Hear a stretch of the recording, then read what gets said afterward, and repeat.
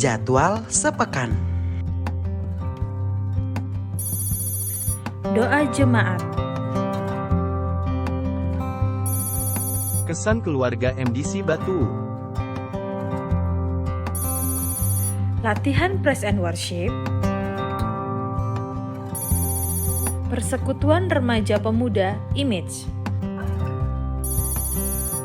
Ibadah Raya. Sekolah Minggu Star Kids. Pemuridan Deka dan Habi. Untuk persembahan, bisa langsung dimasukkan ke dalam kotak persembahan di dekat pintu masuk.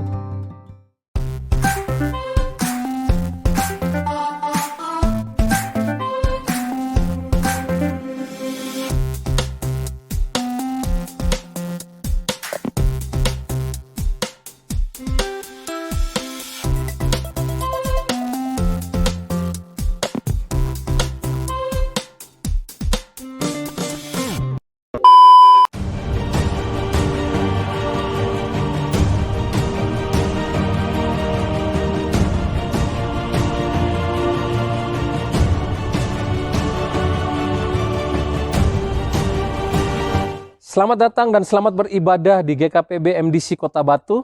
Anda bukan orang asing di tempat ini, melainkan saudara seiman dalam kasih Kristus. Tuhan Yesus memberkati kita semua. Immanuel.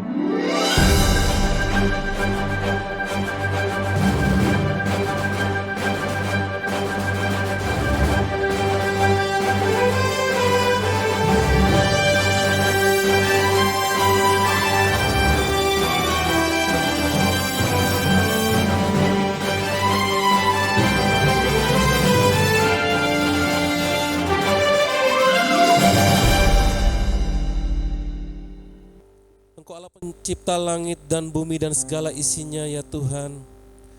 Engkau Allah yang kami puja dan kami sembah pada pagi hari ini. Kami datang dengan hati yang penuh dengan rasa ucapan syukur di hadapan Engkau. Kami bawa sebagai korban yang terbaik pada Engkau ya Tuhan. Terima kasih Tuhan.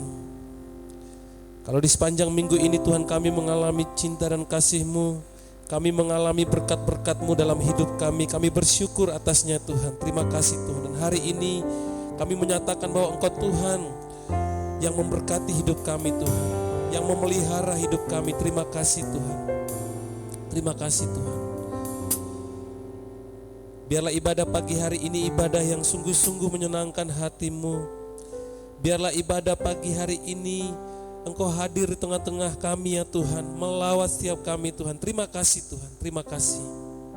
Terima kasih Tuhan. Berkati Tuhan ibadah kami. Semua kami yang melayani Tuhan memberkati. Engkau yang menjamah setiap kami pribadi lepas pribadi Tuhan. Terima kasih Tuhan. Mari Bapak Ibu, saudara-saudari kasih Tuhan, kita memulai ibadah kita di dalam doa Bapa kami. Mari kita berdoa bersama-sama. Bapa kami yang di sorga, dikuduskanlah nama-Mu, datanglah kerajaan-Mu, jadilah kehendak-Mu di bumi seperti di sorga.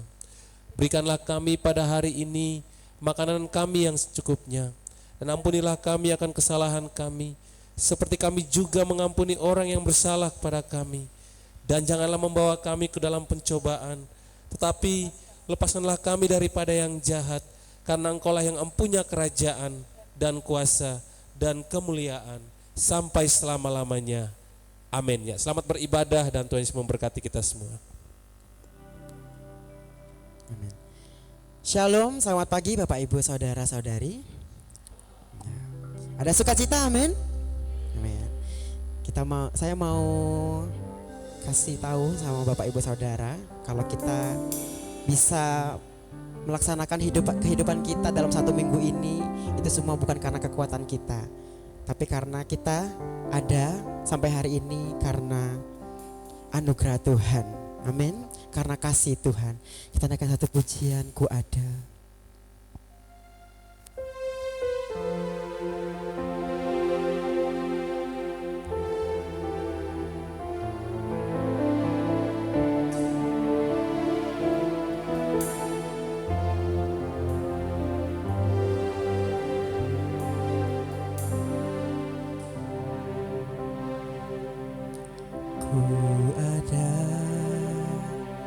sebab anugerahmu ku ada, karena kasih-Mu Tuhan Yesus. Ku berterima kasih buat kasih rahmat-Mu.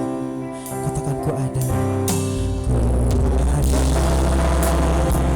sebab anugerah-Mu.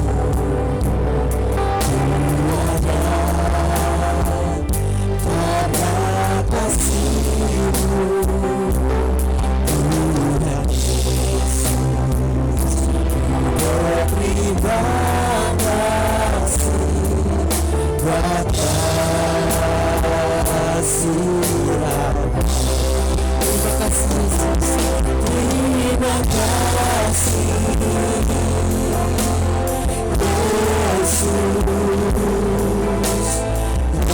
Yesus. Terima kasih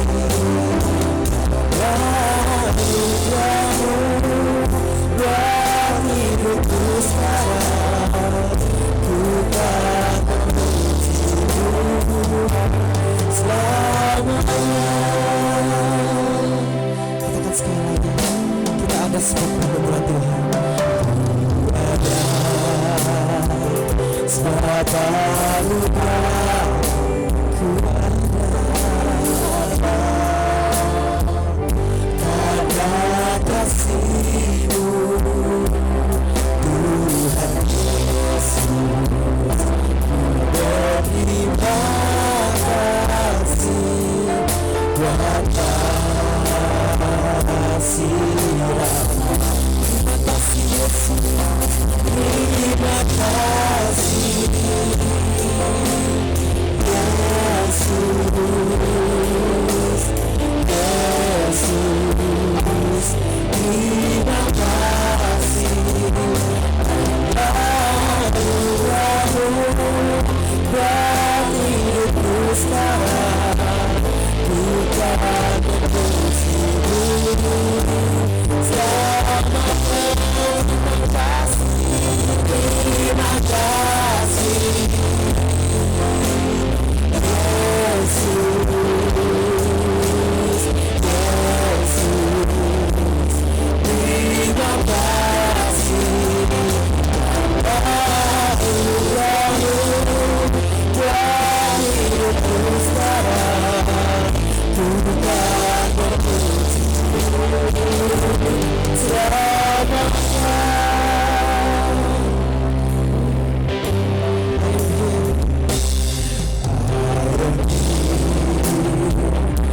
Because of your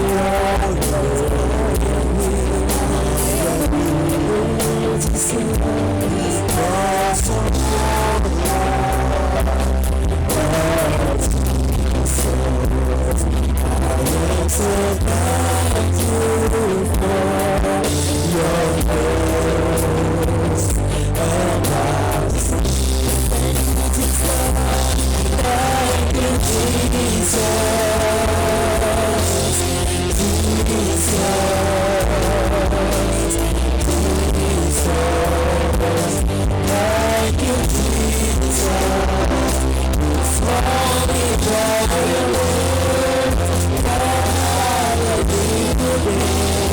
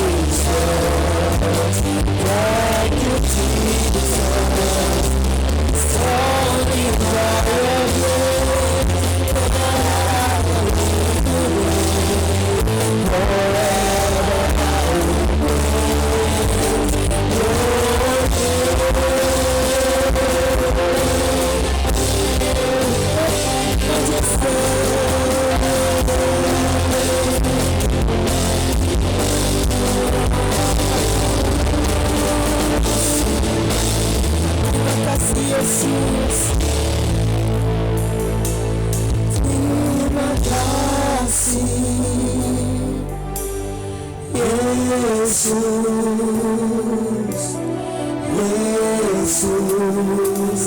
terima kasih anugerah-Mu buat hidupku sekarang. Ku kan memuji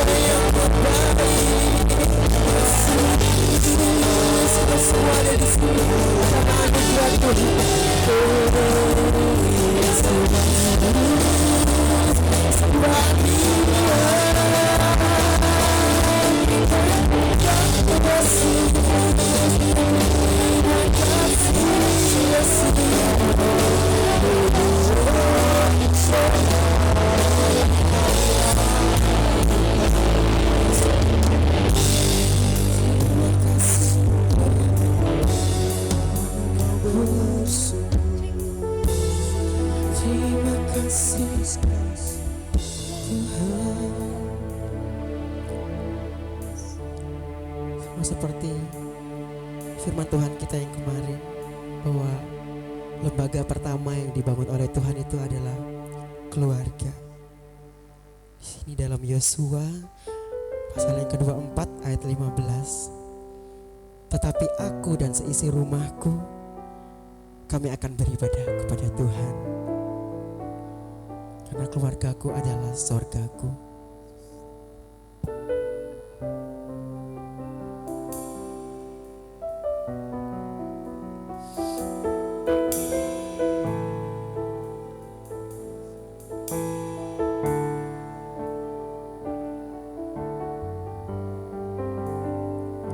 Seisi rumahku. Aku dan seisi rumahku akan selalu menyembah-Mu, Tuhan dan Raja-Ku, di dalam kasih karunia-Mu yang hidup saling dan melayani-Mu. Aku dan seisi rumahku. Aku dan seisi rumahku akan selalu menyembah-Mu,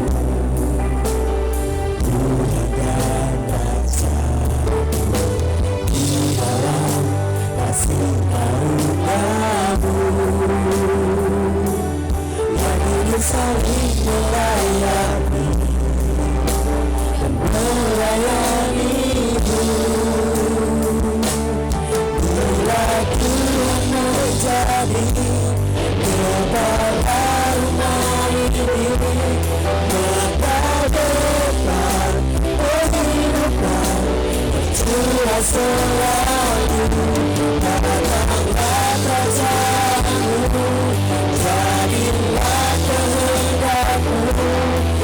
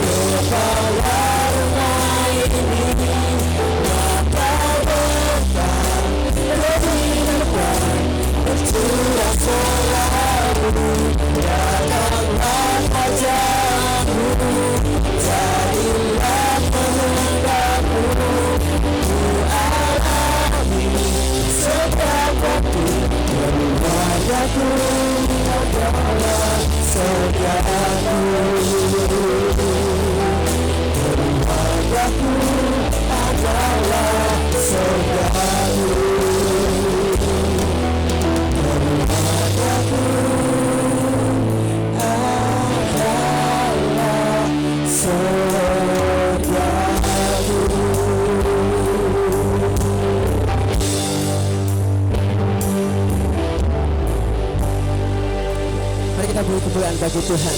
Kita sama-sama percaya bahwa keluarga kita adalah surga kita. Amin. Bapak Ibu saya undang untuk bangkit berdiri. Ya, kita mau sama-sama katakan, boleh disapa kiri kanannya. Ya, kau adalah keluargaku, kau adalah surgaku. Karena itu kita tak pandang dari gereja mana, dari suku mana, dari manapun itu, kita adalah keluarga Allah. Kita cinta keluarga Allah.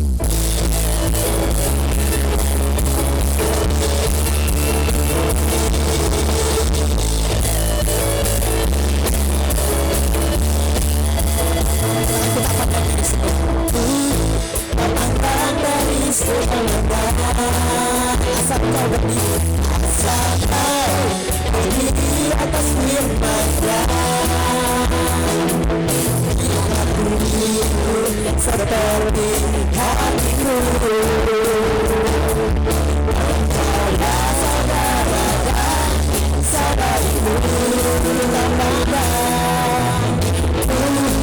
Pandang dari suku mana,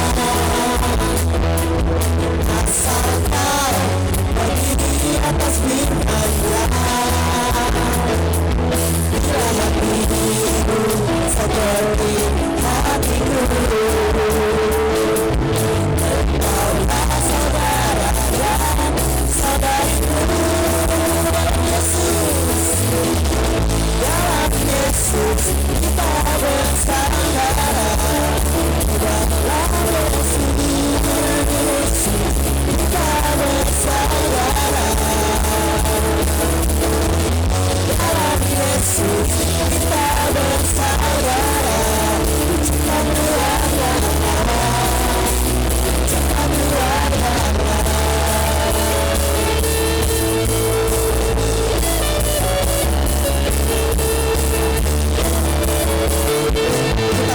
keluarga.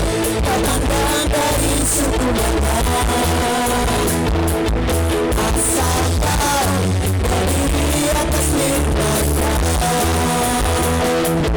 Bila hatiku seperti hatiku,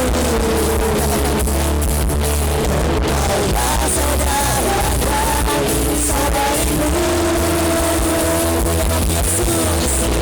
Dalam Yesus kita bersaudara. Haleluya, Yesus kita bersaudara. Dalam Yesus kita bersaudara. Cinta keluarga, cinta keluarga. Dalam Yesus, dalam Yesus kita bersaudara. Dalam Yesus kita bersaudara. Dalam Yesus kita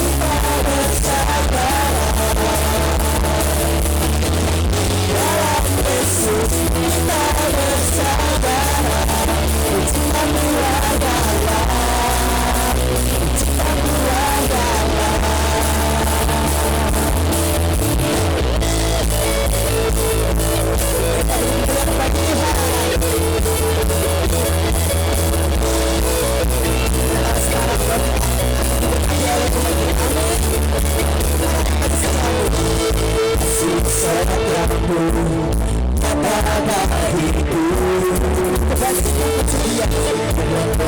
Cinta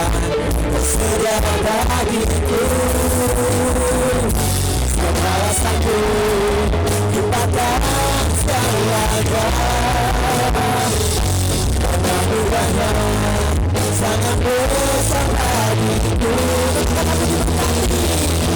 Aku diberkati, aku dilimpahi, hanya alasanmu untuk menyerahkan. Aku diberkati,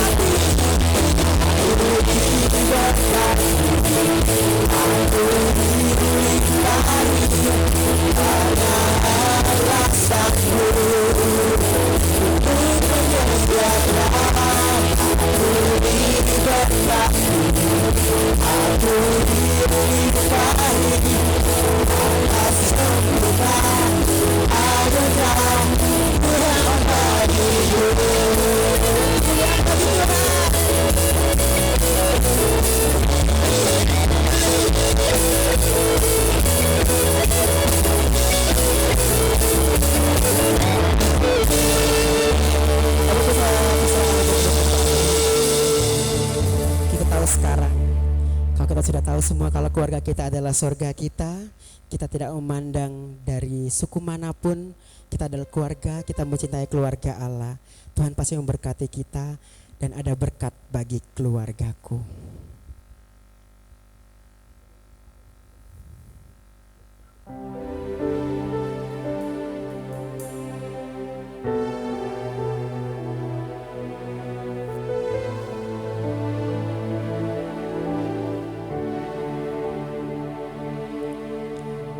Kiranya Tuhan berkenan memberkati rumah keluargaku. Apa yang telah Tuhan berkati, diberkatilah untuk selamanya. Katakan sekali lagi.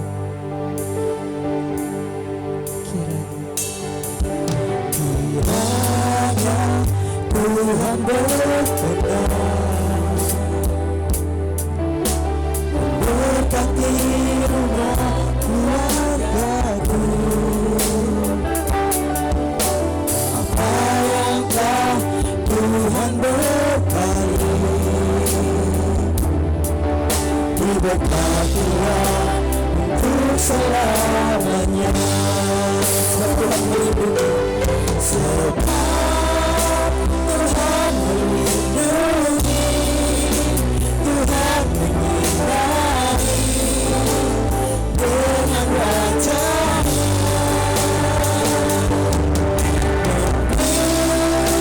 kasih karunia damai sejahtera.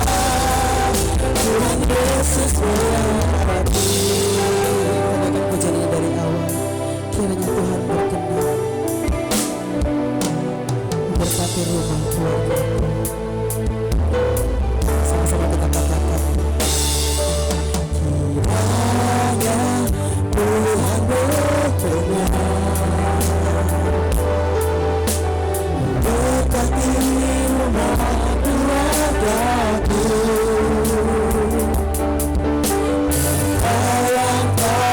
Tuhan berkati, diberkatilah untuk selamanya. Tuhan melindungi,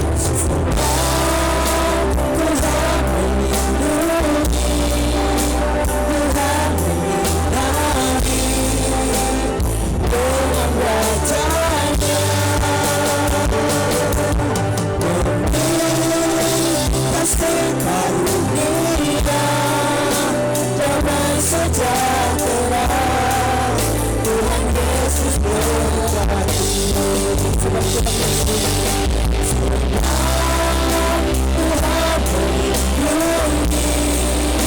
Tuhan menyinari dengan wajah-Nya, kasih karunia damai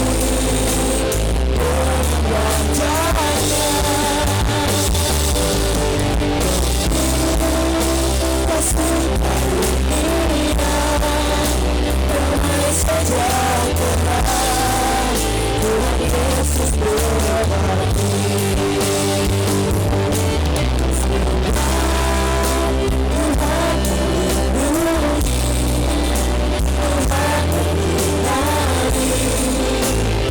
dengan wajah-Nya,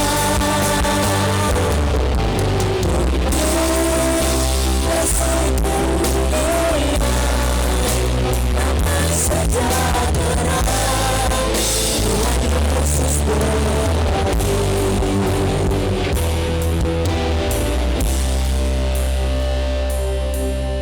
Kami bersyukur Tuhan buat pagi hari ini. Terima kasih buat puji-pujian. Terima kasih buat hadirat-Mu di tengah-tengah ibadah kami Tuhan. Tiba saatnya kami akan mendengarkan firman-Mu. Biarlah Tuhan yang tinggal dalam hati kami, firman Tuhan yang kami dengar pagi hari ini, itu benar-benar tertanam dalam setiap hati kami dan merubah hidup kami ya Tuhan. Terima kasih, berkati hamba-Mu. Biarlah hikmat, otoritas, urapan Tuhan, wibawa Tuhan ada atas hamba-Mu. Sehingga apa yang hamba-Mu sampaikan pagi hari ini itu semua berasal dari Tuhan. Terima kasih, kami bersyukur, kami sambut firman-Mu dengan hati yang bersyukur di dalam Engkau. Di dalam nama Tuhan Yesus kami berdoa. Amin. Ya, selamat pagi Bapak Ibu, semuanya sehat. Saya sudah 2 minggu kena batuk, flu, dan agak demam. Terima kasih ya Kojuanya, tadi jamunya agak enak. Kok pas ya. Ya Bapak Ibu, kembali lagi di sepanjang bulan ini memang kita sama-sama belajar tentang keluarga. Tadi sudah disinggung oleh Kiki dan juga minggu yang lalu juga sudah disinggung oleh Bu Elvin bahwa lembaga pertama yang Tuhan bentuk di dunia ini adalah keluarga.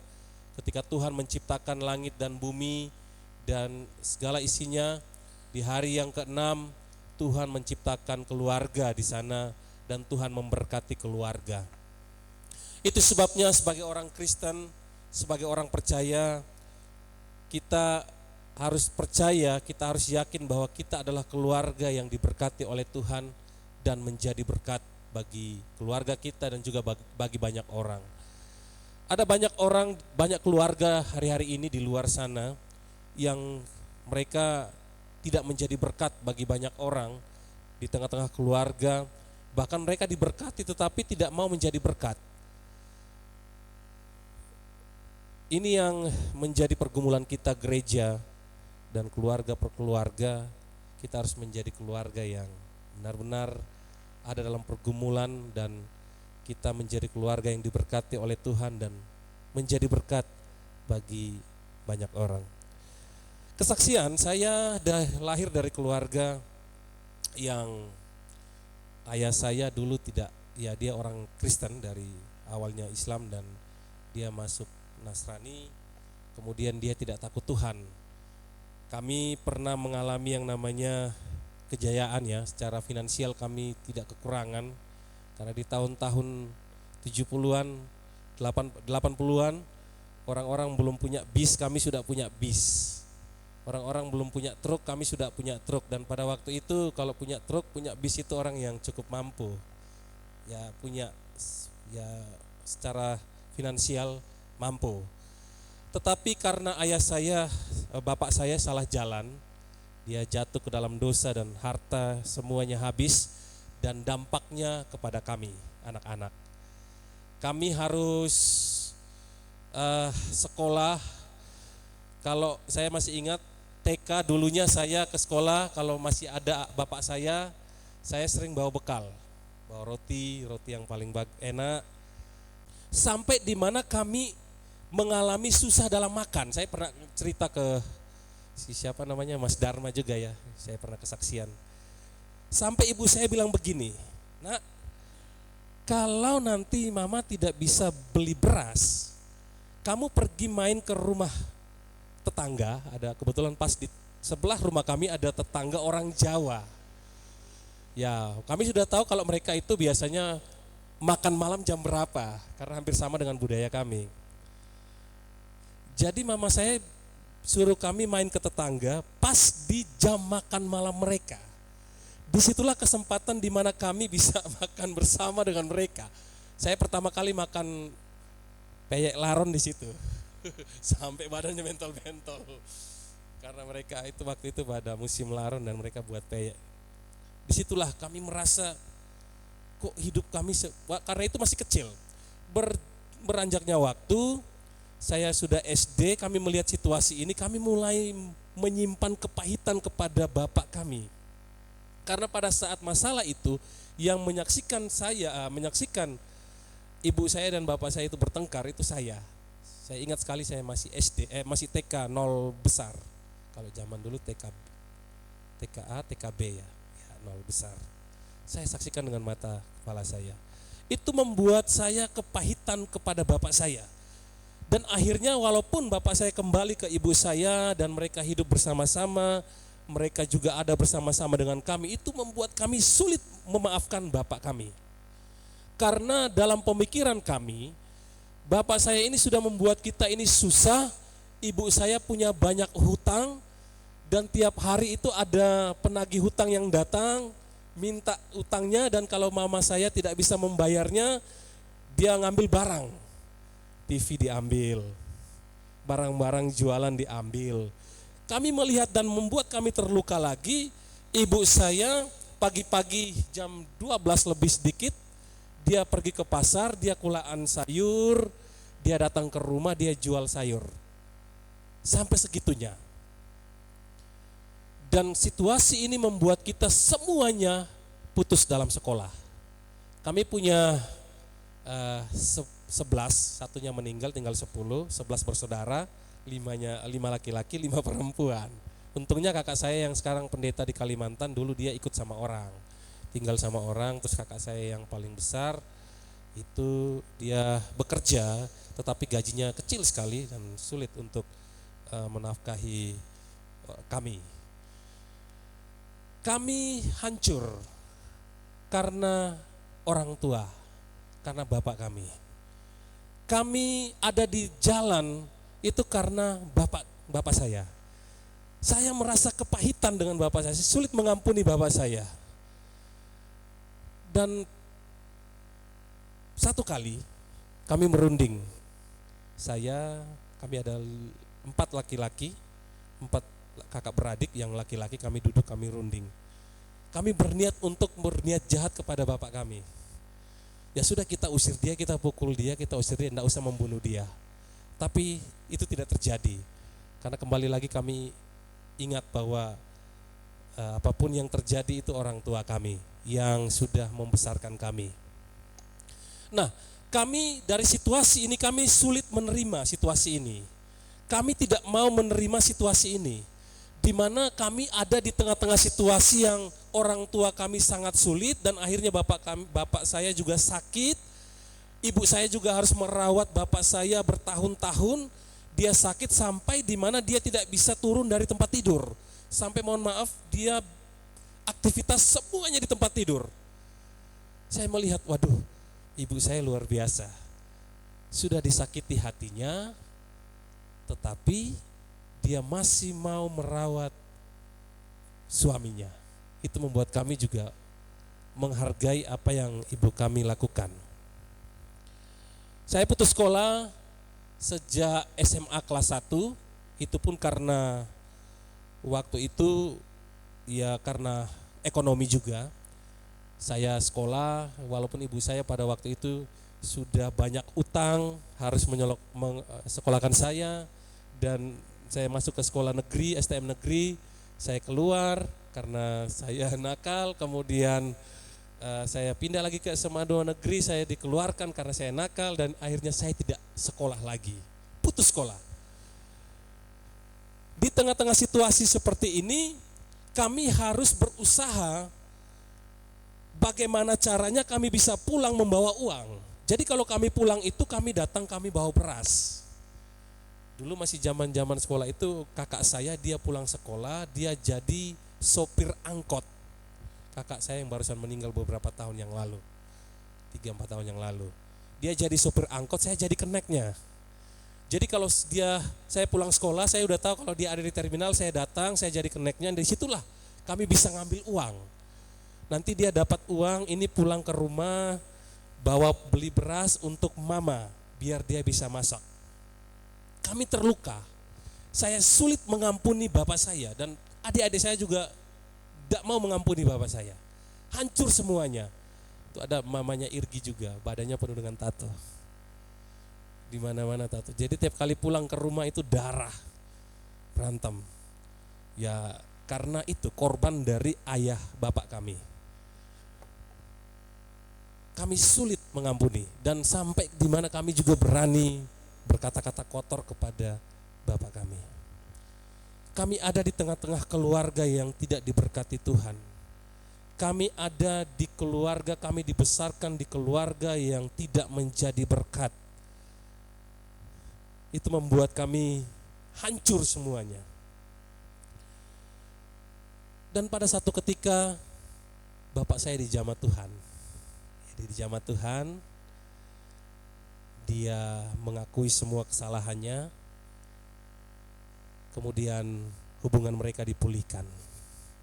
Hubungan mereka dipulihkan, tetapi kami sulit mengampuni mereka, Bapak kami, secara khusus Bapak kami.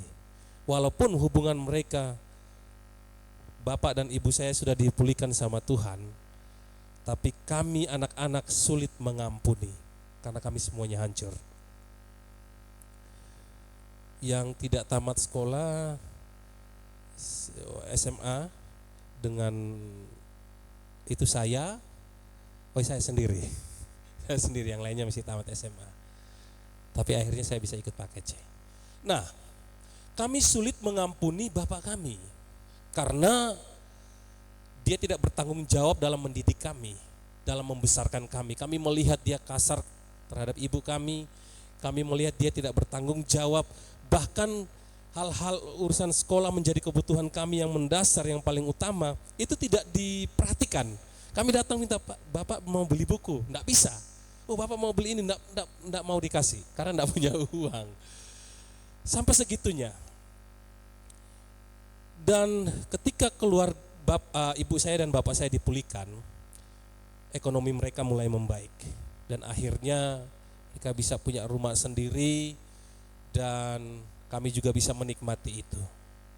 Kami menikmati itu, dan tahun 2006 saya sudah dewasa dan saya mengalami perjumpaan dengan Tuhan.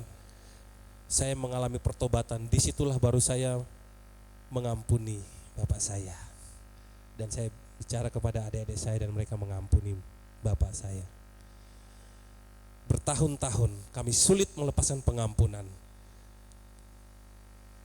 Dan Tuhan menjamah kami bisa mengampuni bapak kami.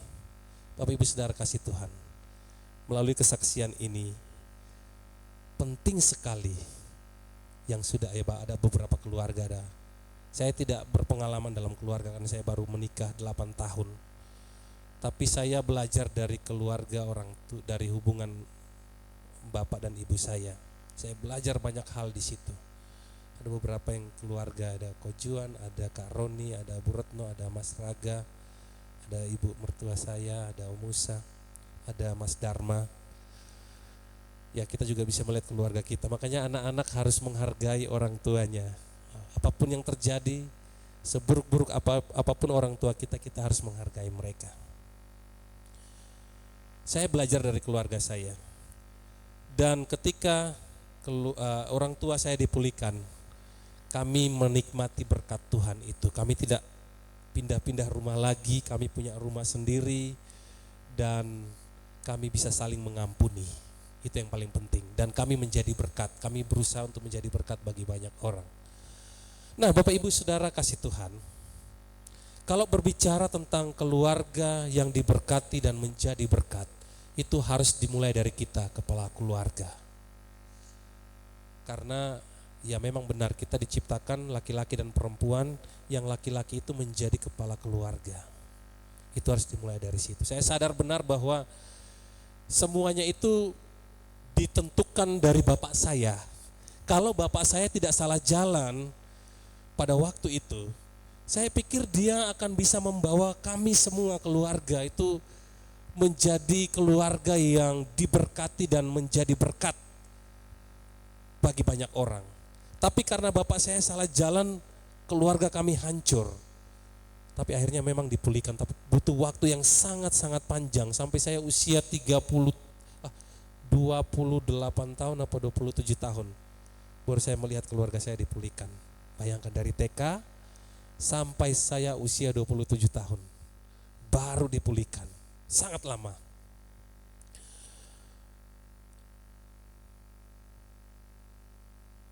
Mazmur 37, kita baca firman Tuhan dulu. Mazmur 37 ayat 25 sampai 35. Saya baca ya.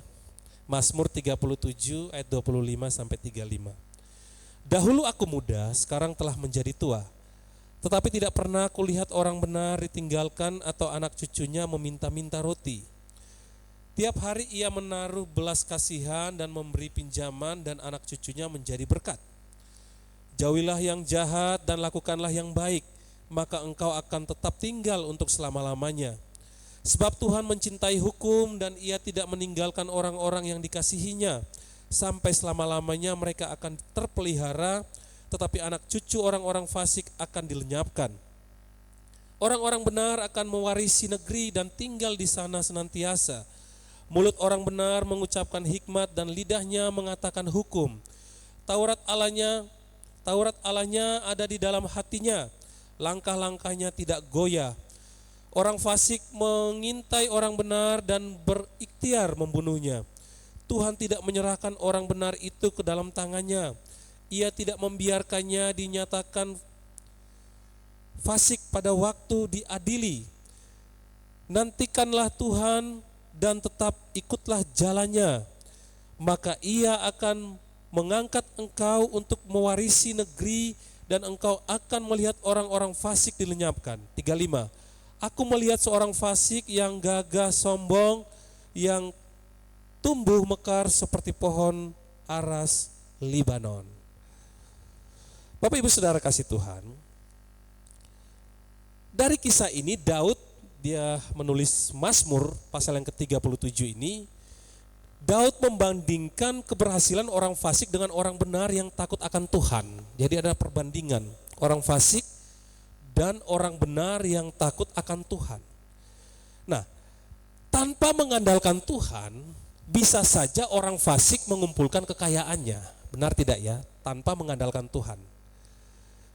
Dengan ketekunan dia, dengan kerajinan dia, atau dengan kelicikan dan kejahatannya dia bisa saja mengumpulkan banyak harta, banyak uang. Nah, di sini Daud menyinggung tentang orang-orang fasik. Dia menghunus pedang dan melentur busur mereka untuk merobohkan orang-orang sengsara dan orang-orang miskin, untuk membunuh orang-orang yang hidup jujur. Ini yang dialami oleh Daud, apa yang dia saksikan di zamannya dia.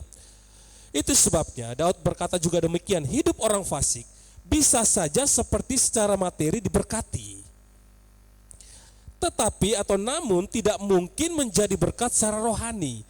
Secara materi mereka diberkati, namun secara rohani belum tentu mereka bisa menjadi berkat.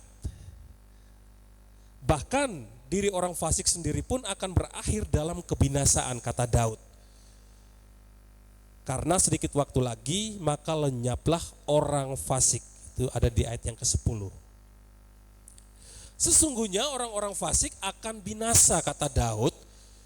Dan di ayat yang ke-20 di sana dia bilang, tentunya kita semua ingin kehidupan rumah tangga kita ini atau kehidupan keluarga ini menjadi keluarga yang diberkati oleh Tuhan. Itu yang dirindukan oleh Daud. Nah, Bapak Ibu Saudara kasih Tuhan, melalui apa yang diungkapkan oleh Daud, kita belajar ada perbedaan orang fasik dengan orang benar. Ada perbedaan keluarga orang fasik dengan keluarga orang benar. Itu sebabnya setiap kita yang ada pada pagi hari ini, kita rindu keluarga kita, keluarga yang diberkati oleh Tuhan, dan kita menjadi keluarga yang menjadi berkat, memberkati banyak orang. Nah, agar keluarga diberkati dan menjadi berkat, ada dua hal yang akan kita pelajari pada pagi hari ini. Bagaimana agar keluarga kita dapat menjadi keluarga yang diberkati dan menjadi berkat. Mari kita melihat atau kita memperhatikan firman Tuhan yang terdapat di dalam Mazmur ini. Mazmur pasal yang ke-37 ayat yang ke-35 sampai 36. Yang pertama adalah milikilah kehidupan yang benar. Nah, saya temukan di sini sebagai orang percaya, sebagai keluarga Allah, kita harus memiliki kehidupan yang benar. Dimulai dari kepala keluarga dan turun kepada anak-anak. Ini dimulai dari kepala keluarga. Milikilah kehidupan yang benar. Kesaksian tadi ini menggambarkan kalau bapak saya dia memiliki kehidupan yang tidak benar. Yang tadi, yang belum bertobat. Akhirnya dampaknya kepada kita, anak-anak. Berbeda lagi kalau bapak saya dia memiliki kehidupan yang benar di dalam Tuhan. Nah, di sini yang Daud inginkan, yang dia ingin utarakan yaitu kita sebagai orang percaya, para pembaca kitab Mazmur, kita harus memiliki kehidupan yang benar. Sebagai keluarga yang memiliki kehidupan yang benar, dimulai dari kepala keluarga, dari ayah, ibu, turun kepada anak-anak. Kehidupan yang benar. Itu sebabnya di dalam Mazmur yang pasal 37 ayat 20, di sini Daud berkata begini, tetapi tidak pernah kulihat orang benar ditinggalkan. Ada kata benar, orang benar, ada kata orang benar.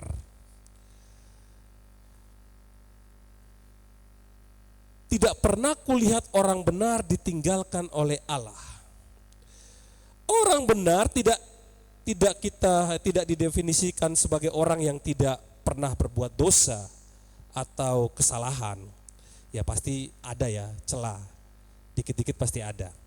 Tapi orang benar adalah orang yang percaya kepada Tuhan Yesus dan dibenarkan oleh kuasa darahnya. Kita ini orang-orang yang sudah dibenarkan oleh Tuhan, kata Paulus.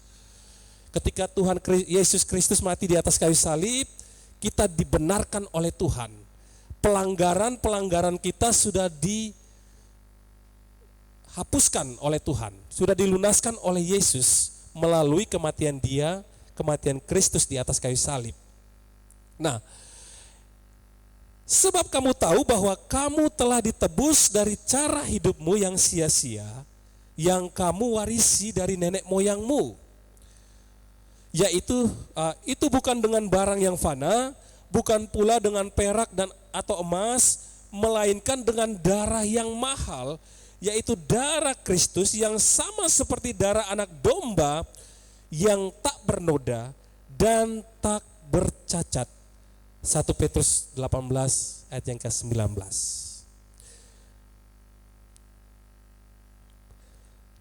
Itu sebabnya Bapak Ibu Saudara kasih Tuhan, dalam menjalankan kehidupannya, Raja Daud menyinggung di dalam Mazmur 112 ayat yang ke-1. Dia berkata begini, orang benar takut akan Tuhan. Haleluya, berbahagialah orang yang takut akan Tuhan, yang sangat suka kepada segala perintahnya. Jadi orang benar itu harus menjadi bagian dalam hidup kita. Orang benar itu orang yang takut akan Tuhan.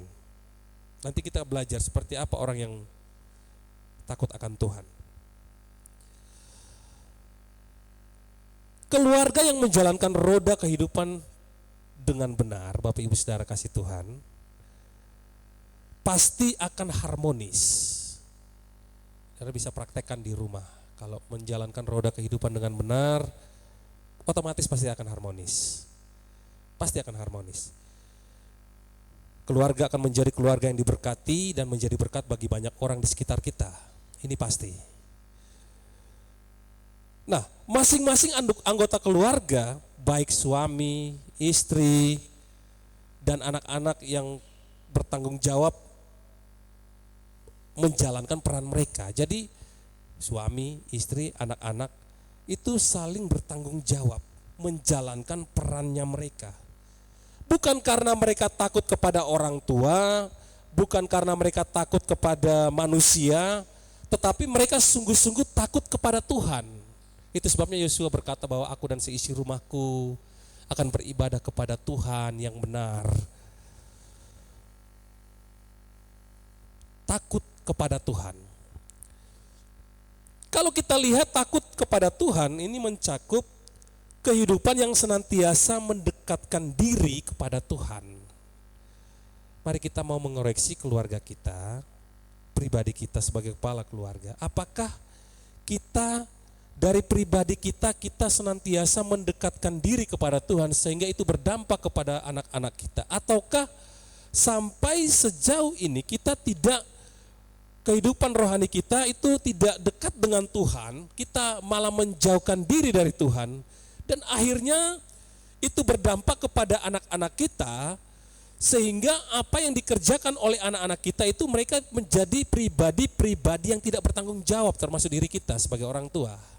Ini penting, karena dampaknya nanti sangat luas. Saudara, saya kasih tahu, Bapak Ibu yang kekasih, semua yang kita lakukan itu sebenarnya dimulai dari keluarga. Jadi gaya hidup kita itu dimulai dari keluarga. Apa yang kita lakukan di luar, di dunia kerja, di dunia pelayanan, dimanapun, di sekolah, itu semuanya dimulai dari keluarga. Karena saya sudah mengalami ini. Begitu saya benci kepada orang tua saya itu lihat di luar, saya lihat sosok laki-laki yang tidak bertanggung jawab, saya benci. Bahkan saya ingin memukul orang yang seperti itu. Saya benci kepada sosok laki-laki yang tidak bertanggung jawab. Apalagi kalau lihat ada keluarga yang bapaknya suka ngomong kasar kepada anak-anaknya, saya benci sekali. Pada waktu saya belum bertobat waktu itu. Itu dampak keluar. Bahkan di dunia kerja saya tidak tunduk kepada peraturan kerja. Saya tidak akan tunduk. Walaupun manajernya mengarahkan kita hal-hal yang sudah ditentukan oleh perusahaan, saya tidak akan pernah ikut. Karena ada kepahitan. Saya belum dipulihkan. Jadi dampaknya itu keluar. Itu sebabnya pagi hari ini Bapak Ibu Saudara kasih Tuhan, Daud dia mengingatkan kita, mengajarkan kita kembali bahwa kita sebagai keluarga, sebagai kepala keluarga, sebagai anak-anak, kita harus memiliki kehidupan yang benar di dalam Tuhan, yaitu hidup takut akan Tuhan. Ajarkan anak-anak kita untuk mereka senantiasa hidup takut akan Tuhan, sehingga mereka bertanggung jawab dalam hidup mereka. Mereka tanggung jawab dalam tugas-tugas yang diberikan kepada mereka. Mereka juga bertanggung jawab kepada apa yang diberikan kepada mereka. Mereka bertanggung jawab di dunia kerja mereka. Mereka bertanggung jawab di dalam studi mereka. Mereka juga bertanggung jawab di tengah-tengah pelayanan mereka. Kita ajarkan mereka dimulai dari kita. Kalau kita tidak dekat dengan Tuhan, kita tidak hidup takut akan Tuhan, itu semua akan sia-sia. Kalau kita ajarkan kepada anak-anak kita, nanti mereka bilang, waduh, kok bapak sendiri juga hidupnya tidak dekat dengan Tuhan. Itu menjadi batu sandungan dan akhirnya timbul kepahitan, akar pahit dalam hidup mereka. Kita memaksakan anak-anak kita untuk hidup takut akan Tuhan, sedangkan kita sendiri tidak hidup takut akan Tuhan. Kita tidak mendekatkan diri kepada Tuhan. Itu sangat-sangat sulit. Kita berbicara sampai suara kita habis, tidak akan pernah bisa terjadi.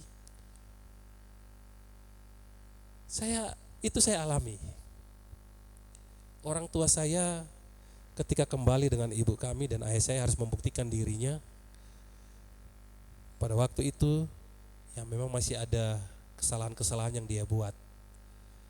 Kami sulit mengampuni itu. Kami lihat perbuatan dia. Ya, walaupun dia menasihati kami harus gini, harus, kami tidak akan pernah mau dengar. Karena kami tahu dia belum berubah. Sulit. Ketika dia berubah, baru kami mau ikut. Nasihat dia kita dengar. Nah Bapak Ibu Saudara kasih Tuhan, inilah gambaran orang yang hidup takut akan Tuhan, yaitu kehidupan yang senantiasa mendekatkan diri kepada Tuhan, dekat dengan Tuhan. Dimulai dari kepala keluarga, turun kepada anak-anak kita, mendekatkan diri kepada Tuhan. Sehingga anak-anak kita menjadi anak-anak yang bertanggung jawab. Mereka bertanggung jawab. Suami bertanggung jawab, istri bertanggung jawab, anak-anak kita pun juga bertanggung jawab. Nah kemudian takut akan Tuhan ini mencakup hidup menjauhkan diri dan membenci dosa. Menjauhkan diri dan membenci dosa. Jadi kita harus menjauhkan diri dari dosa. Amin. Menjauhkan diri. Menjauhkan diri dan membenci dosa. Ini yang Daud, dia rindu menasihatkan setiap kita para pembaca kitab Mazmur. Dari kisah ini dia rindu kita para pembaca-pembaca kitab Mazmur, kita menjauhkan diri dan membenci dosa. Menjauhkan diri dari dosa. Dosa itu menjadi satu hal yang dipandang sebagai hal yang menjijikkan bagi kita. Kalau dulu ketika saya sulit mengampuni bapak saya ada di dalam dosa, saya sering melakukan dosa. Tetapi ketika saya dilawat oleh Tuhan, saya sadar bahwa Tuhan sudah menebus dosa-dosa saya melalui kematian Dia di atas kayu salib, dan saya diampuni oleh Dia. Disitulah saya mengambil komitmen bahwa saya harus menjauhkan diri dan juga saya harus membenci dosa.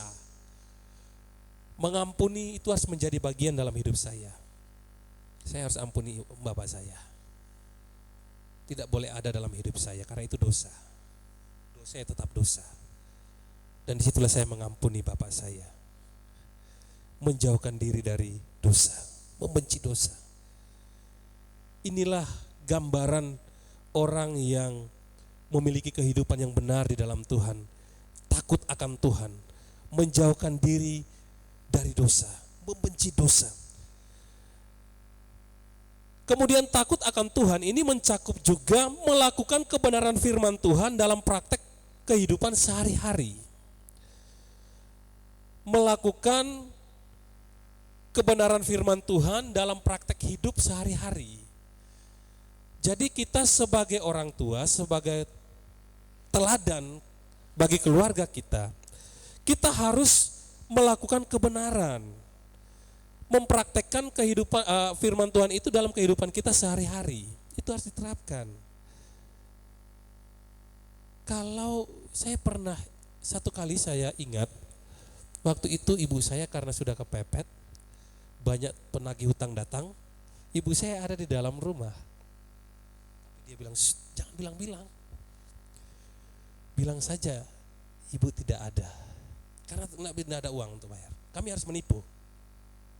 Dan akhirnya penagih hutang datang, 1, 2, sampai 10 orang, kami bilang tidak ada. Seperti itu. Dan itu menjadi gaya hidup kami. Begitu datang, oh kamu tidak ada, kami menipu. Karena orang tua kami mengajarkan itu. Kami menjadi orang-orang yang suka menipu. Karena orang tua kami mengajarkan itu.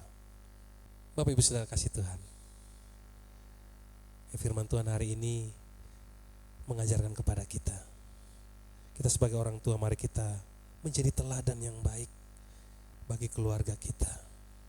Sebenarnya semuanya kunci ada di kepala keluarga. Semuanya kuncinya ada di situ. Kalau kita mau lihat anak-anak kita berhasil, kita mau lihat anak-anak kita ini diberkati Tuhan, dipakai Tuhan, itu harus dimulai dari kita, kepala keluarga. Saya yakin Bapak Ibu Saudara juga pegang kebenaran ini. Dimulai dari kita.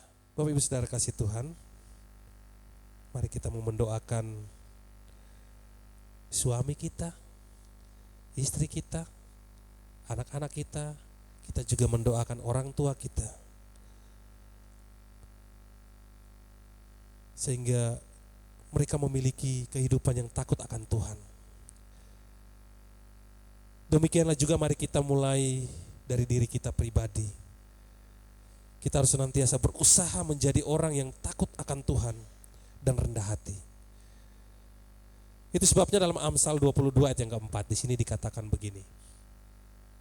Ganjaran kerendahan hati dan takut akan Tuhan adalah kekayaan, kehormatan. Ganjaran kerendahan hati dan takut akan Tuhan adalah kekayaan, kehormatan, dan kehidupan. Amsal 22 ayat 4. Amsal 14 ayat 27, takut akan Tuhan adalah sumber kehidupan sehingga orang terhindar dari jerat maut. Orang benar dijanjikan tidak akan ditinggalkan oleh Tuhan sampai anak cucunya juga meminta-minta. Itu tidak akan pernah ditinggalkan dan dibiarkan oleh Tuhan. Tetapi sebaliknya, Tuhan akan menjanjikan berkat bagi kita atas orang-orang benar. Nah, berkat ada di atas kepala orang benar, tetapi mulut orang fasik menyembunyikan kelaliman. Itu Amsal 10 ayat 6.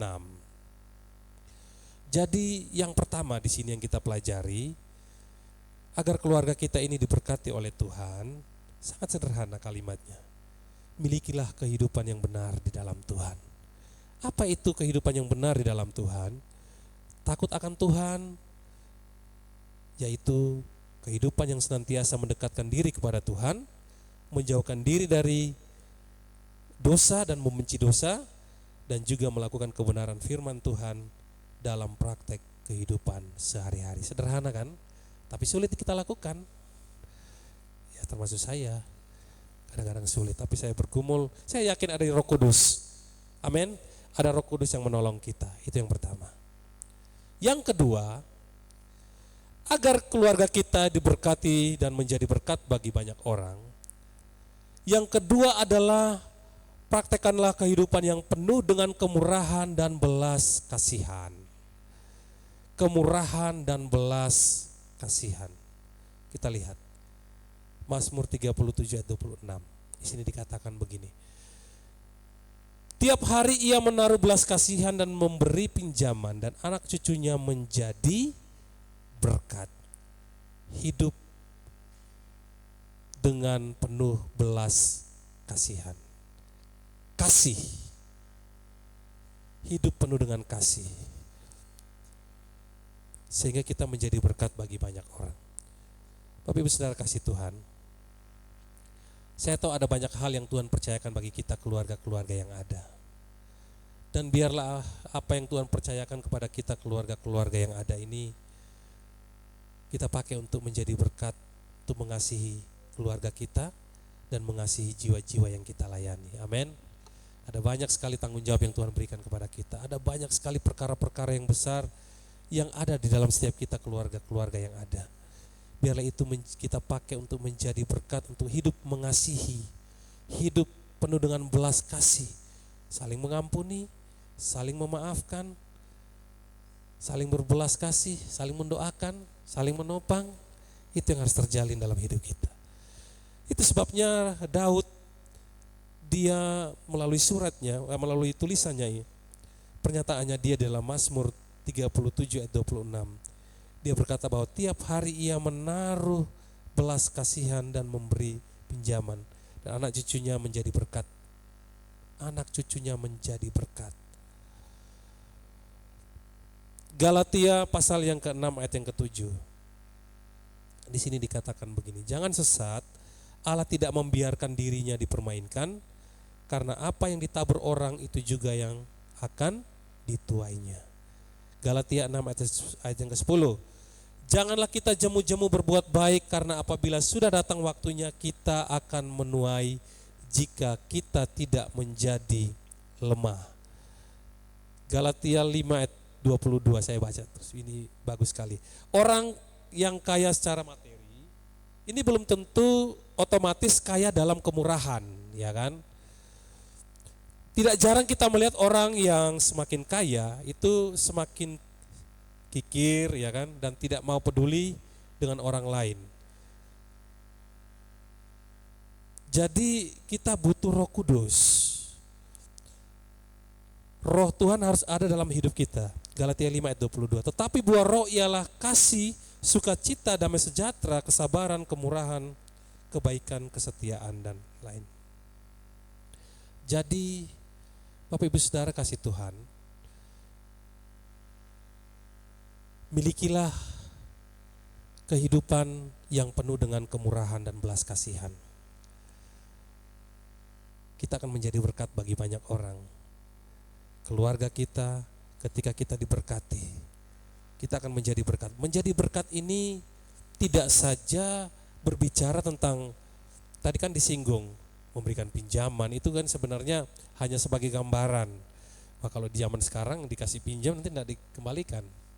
Nanti jadi batu sandungan, jadi masalah. Jadi yang dimaksudkan oleh Daud di sini yaitu kita menaruh belas kasih ini memberikan perhatian kepada mereka, kepada saudara-saudara kita. Yaitu ada kemurahan, ada belas kasih, ada saling memperhatikan, saling mendoakan. Jadi ada perkara-perkara, tidak saja perkara jasmani yang disinggung oleh Daud, tetapi yang terlebih daripada itu adalah perkara-perkara rohani yang harus kita terapkan. Perkara-perkara rohani. Ini yang harus terjalin. Saudara, ketika orang tua saya dipulihkan dan kami dipulihkan, kami secara finansial diberkati Tuhan dan ini nggak tahu. Kalau saya sudah cerita ke Kak Ayu, kalau di rumah kami itu tempat penampungan orang-orang yang saya punya anak angkat, satu sudah besar, mungkin sudah menikah. Saya punya anak angkat. Jadi dari situlah kami terbiasa dilatih untuk menjadi mengasihi orang-orang. Jadi kami di rumah kami itu tempat perkumpulan orang-orang yang tidak punya rumah, orang-orang yang terluka, yang diusir dari orang tuanya, kemudian yang tidak punya rumah, itu tempat penampungan di rumah kami. Jadi kami mulai belajar dari keterbatasan kami. Jadi ibu saya itu kalau masak itu seperti di penjara. Jadi punya pakai wajan yang besar, dia masak, sekali masak itu banyak sekali diberikan makan banyak orang. Jadi siapa yang mau datang makan ya silakan makan. Itu gaya hidup dari orang tua saya setelah mereka dipulihkan. Akhirnya itu tempat penampungan dan kami juga salah jalan pada waktu itu. Dari situ kami manfaatkan untuk hal-hal yang tidak berkenan. Jadi rumah kami itu tempat sarang penyamun, ya tempat juga orang-orang yang datang yang tidak punya rumah, tidak punya, diusir dari orang tua, punya masalah, itu tempat perkumpulan di rumah kami. Sampai sekarang ini ada di rumah kakak saya. Saya kemarin ke sana, saya kaget, masih ada orang-orang ini. Mereka datang kumpul di situ. Bapak Ibu Saudara kasih Tuhan, kedua hal ini harus ada dalam kehidupan kita sebagai keluarga Tuhan, keluarga Allah. Yaitu yang pertama tadi, kita harus memiliki kehidupan yang benar, yaitu hidup takut akan Tuhan. Dan yang kedua adalah kita harus mempraktekkan kehidupan yang penuh dengan kemurahan dan belas kasihan. Jadi kalau di rumah kami ada banyak orang, itu bukan karena kami pengen mengumpul-ngumpul banyak orang, enggak. Karena saya punya hati mengasihi Kiki, saya punya hati mengasihi yang lain. Itu bukan karena kami mau banyak-banyak, enggak. Karena saya mengasihi. Bapak Ibu Saudara kasih Tuhan, saya tahu bahwa hati Tuhan ini ada dalam hati Bapak Ibu Saudara kasih Tuhan. Jadi tidak harus, berarti saya harus kumpul di rumah, saya harus kumpul banyak orang, enggak. Masing-masing keluarga berbeda-beda. Minimal kita bisa menjadi berkat bagi orang lain. Kita bisa impartasikan, kita bisa mempraktekkan kehidupan yang penuh dengan kasih, kemurahan, mengasihi. Walaupun orang yang kita kasihi, dia tidak mengasihi kita, kita harus mengasihi dia. Walaupun orang yang kita kasihi ini seringkali menghujat kita, kita harus mengasihi dia. Minimal kita berdoa buat dia di kamar, minimal kita berdoa buat dia di rumah pribadi. Saya tahu ini Bapak Ibu Saudara-saudari sedang lakukan hal ini. Tetap lakukan hal ini. Minta kekuatan dari Roh Kudus walaupun berat. Orang yang kita doakan kadang-kadang seperti ini. Kadang-kadang saudara-saudara kita yang kita doakan orang-orangnya yang tidak mau bertobat. Tapi lakukanlah dengan setia. Lakukanlah dengan ketaatan. Saya percaya ada waktunya Tuhan akan membalikan keadaan orang-orang yang sedang kita doakan. 27 tahun kami bergumul tentang hal ini. Dan situlah kami bisa mengampuni. Kalau saya 27 tahun mengampuni bapak saya. Tidak ada yang mustahil dalam Tuhan. Mungkin kita yang ada di tempat ini, kita punya keluarga yang berantakan. Keluarga yang hancur dari orang tua kami. Dan kita sebagai korban, sebagai anak-anak kita jadi korban dari orang tua kami. Percaya, di dalam Tuhan tidak ada yang mustahil.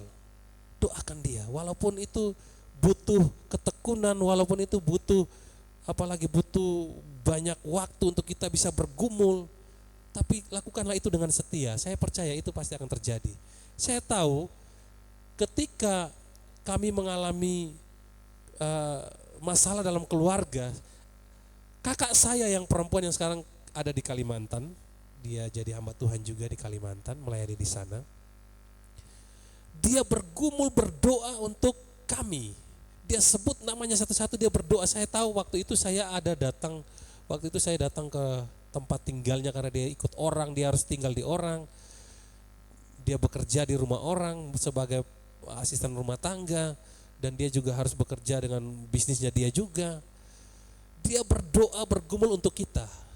Jadi di balik dari semua itu ada doa, ada pergumulan yang dilakukan oleh kakak saya, dan pada akhirnya keluarga kami dipulihkan Tuhan.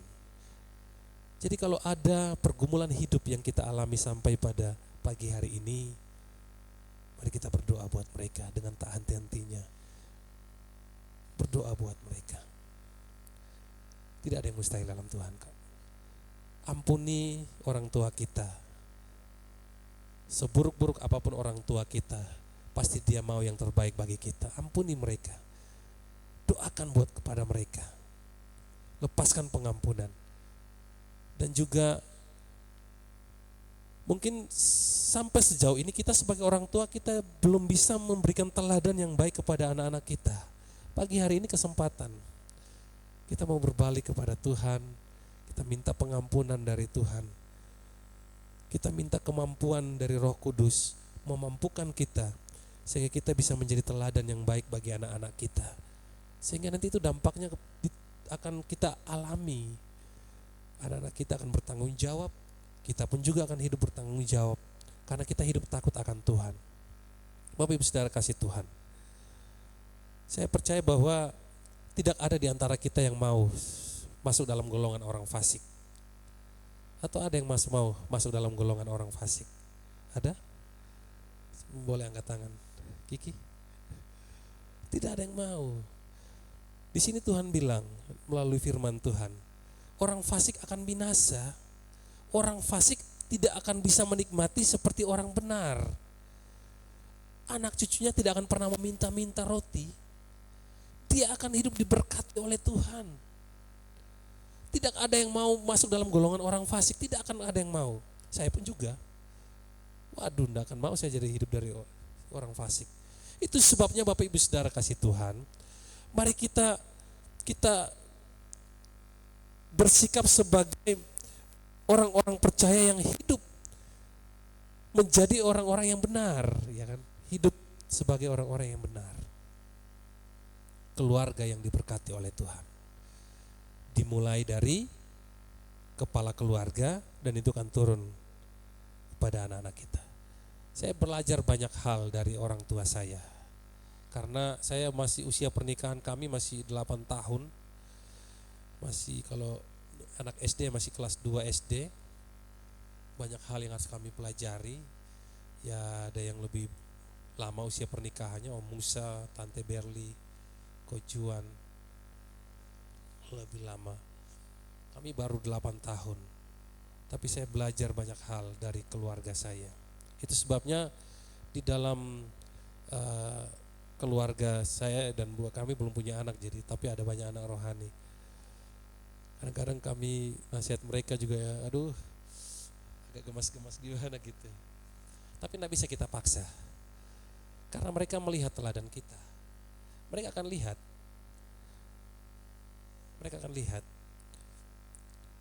Oh diajak paksa berdoa tapi dia sendiri tidak mau berdoa. Oh diajak hidup takut akan Tuhan, orang tua saya sendiri tidak hidup takut akan Tuhan. Itu sulit. Kita mau gembor-gembor sampai kita suaranya hilang habis, tidak akan pernah bisa terjadi. Itu pengalaman saya. Sebenarnya kalau bicara tentang keluarga, saya kurang pede. Itu sebabnya tadi saya kesaksian awal itu dari keluarga, dari orang tua saya. Karena saya usia pernikahannya masih 8 tahun. Nanti yang kalau udah menikah, Kak Martinus ada untuk masuk ke sana. Karena oke. Jadi penutup, kekayaan dan kehormatan bukanlah segala-galanya. Memang kita butuh semuanya ini, tapi ini bukan segala-galanya dalam hidup kita. Tapi yang terpenting adalah kejarlah yang utama, yaitu hidup takut akan Tuhan dan dalam kemurahan hati. Maka kekayaan dan kehormatan akan menjadi bonus dalam keluarga atau rumah tangga kita. Dengan demikian keluarga yang diberkati dan menjadi berkat bukan sekedar impian, tetapi akan menjadi kenyataan. Bersama Tuhan kita mampu mewujudkannya. Amin.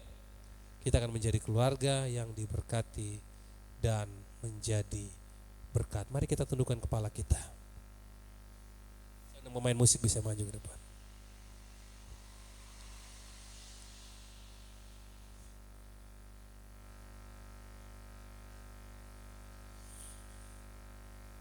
Mari kita berdoa Bapak Ibu Saudara. Terima kasih. Boleh Bapak yang ada pasangan boleh saling mendoakan. Bisa suami istri bisa saling mendoakan, juga sama anak-anak boleh saling mendoakan. Orang tua yang ada juga bisa saling mendoakan. Terima kasih Tuhan.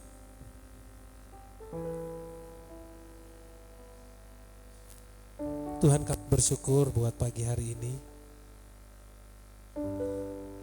Kami tahu bahwa lembaga yang Tuhan hargai adalah keluarga.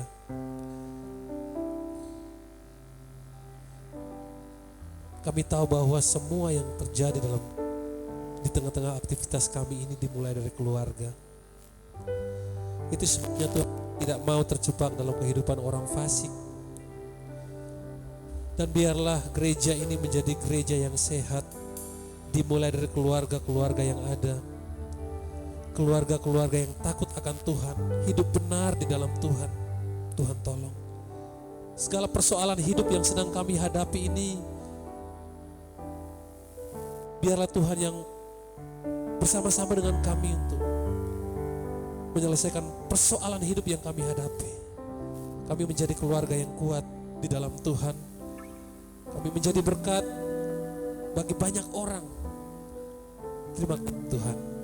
Kami bersyukur buat pagi hari ini, buat firman Tuhan yang kembali mengajarkan kami tentang pentingnya kami sebagai keluarga Tuhan. Kami harus memiliki kehidupan yang benar di dalam Tuhan dan hidup penuh dengan belas kasih. Terima kasih. Dalam nama Tuhan Yesus kami berdoa. Haleluya. Amin. Ya. Kami memuji kebesaran nama-Mu.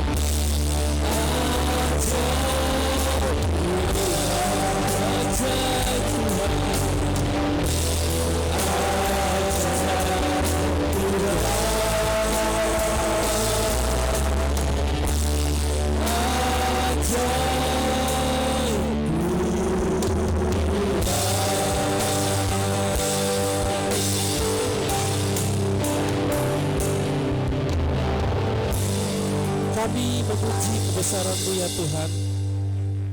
Terima kasih buat pagi hari ini. Terima kasih buat hadirat-Mu di dalam hidup kami. Terima kasih buat lawatan-Mu dalam ibadah kami pada pagi hari ini Tuhan. Terima kasih Tuhan. Terima kasih buat kebenaran firman-Mu yang kembali lagi menguatkan kami dan mengingatkan kami Tuhan, bahwa pentingnya kami sebagai orang-orang percaya, kami harus hidup benar di hadapan Engkau dan hidup penuh dengan kasih Tuhan. Sehingga kami menjadi keluarga-keluarga yang diberkati oleh Tuhan. Terima kasih Tuhan. Berkati semua kami yang ada Tuhan. Keluarga-keluarga yang ada, bahkan kami, anak-anak remaja, pemuda, anak-anak sekolah minggu, Tuhan memberkati. Engkau yang tahu apa yang kami pergumulkan Tuhan. Gereja ini ada di tempat ini Tuhan. Dimulai dari keluarga-keluarga yang ada Tuhan. Itu sebabnya Tuhan, biarlah Tuhan yang pulihkan gereja kami Tuhan. Pulihkan keluarga-keluarga yang ada Tuhan. Pulihkan ekonomi. Pulihkan pribadi lepas pribadi Tuhan. Pulihkan pekerjaan. Pulihkan semuanya Tuhan. Taruh hati yang baru dalam hidup kami Tuhan. Hati yang mengasihi. Hati yang mengampuni. Hati yang bertanggung jawab. Hati yang mengasihi Tuhan sungguh-sungguh. Berkati kami Tuhan. Terima kasih Tuhan. Mari Bapak Ibu Saudara-saudari kasih Tuhan. Kita angkat kedua tangan kita. Kita akan pulang dan kita akan membawa berkat yang luar biasa pagi hari ini dari Tuhan Yesus. Bapak Ibu Saudara-saudari kasih Tuhan. Firman Tuhan berkata kepada setiap kita, jika pagi hari ini engkau sungguh-sungguh mendengarkan firman Tuhan, engkau merenungkan firman Tuhan itu siang dan malam, maka Allah sendiri yang berjanji atas hidupmu. Allah akan setia memberkati hidupmu. Engkau akan sama seperti pohon yang ditanam di tepi aliran air, yang menghasilkan buah tepat pada musimnya dan yang tidak layu daunnya. Apa saja yang engkau perbuat dibuatnya berhasil. Engkau akan menjadi kepala dan bukan ekor. Engkau akan tetap naik dan tidak turun. Diberkatilah keluargamu, diberkatilah pelayananmu, diberkatilah buah kandunganmu, diberkatilah pekerjaanmu, diberkatilah hasil ladangmu, diberkatilah hasil adonanmu, diberkatilah studimu, diberkatilah engkau pada waktu engkau masuk, diberkatilah engkau pada waktu engkau keluar, diberkatilah engkau di dalam segala hal. Terima kasih Tuhan. Tuhan memberkati engkau dan melindungi engkau. Tuhan menyinari engkau dengan wajahnya dan memberi engkau kasih karunia. Tuhan menghadapkan wajahnya kepadamu dan memberi engkau damai sejahtera. Terima kasih Tuhan. Dan berkat ini Tuhan kami terima dengan hati yang penuh dengan rasa ucapan syukur, hanya di dalam satu nama, yaitu dalam nama Tuhan Yesus Kristus. Bagi kita yang sudah berkati Tuhan, mari sama-sama katakan, selamat hari Minggu dan Immanuel bagi kita semua.